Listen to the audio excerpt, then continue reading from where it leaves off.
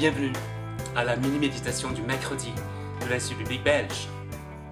Nous avons vu la dernière fois que Jésus a été cloué à la croix avec en quelque sorte dans ses mains le document de notre condamnation.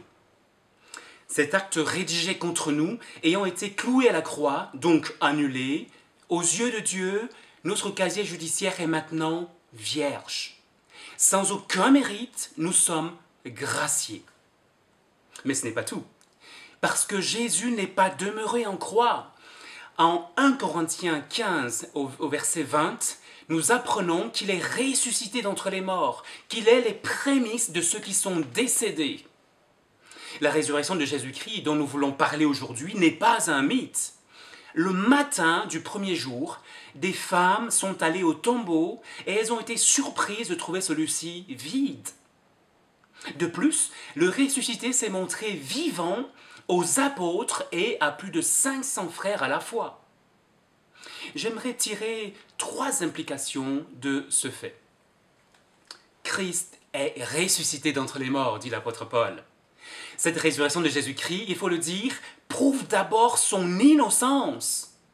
En effet, s'il était coupable de quelque péché que ce soit, il faudrait logiquement en déduire que, par sa mort, que Jésus n'a fait que payer pour ses propres fautes à lui.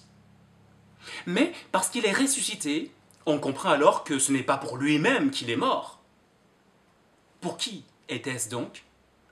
Pour ceux qui se reconnaissent pécheurs et condamnés et qui ressentent leur besoin d'être graciés par Dieu.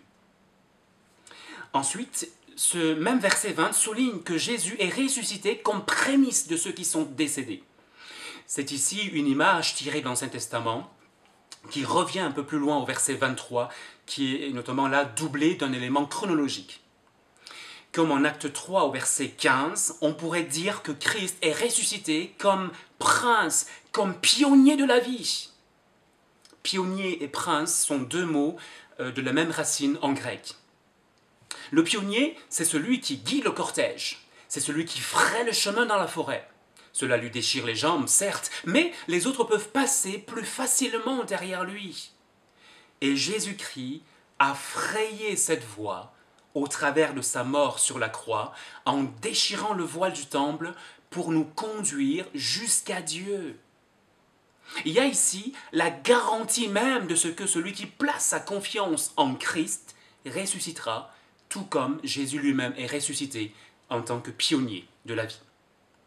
Et troisièmement, dit le verset 22 notamment, « Comme tous meurent en Adam, de même aussi tous revivront. » Adam, le premier ancêtre de l'humanité selon la Bible, a fait entrer la mort dans le monde. Et Jésus, le nouvel Adam, apporte la résurrection, la vie.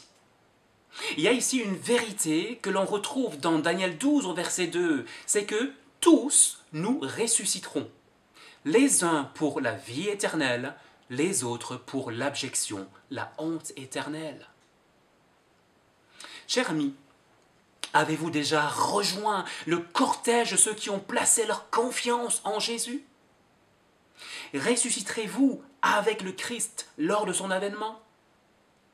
Savez-vous qu'en croyant en Jésus, il vous est possible d'expérimenter la résurrection intérieure et de recevoir dès maintenant la vie qui se continuera jusque dans l'éternité? Christ est ressuscité. Oui, il est vraiment ressuscité.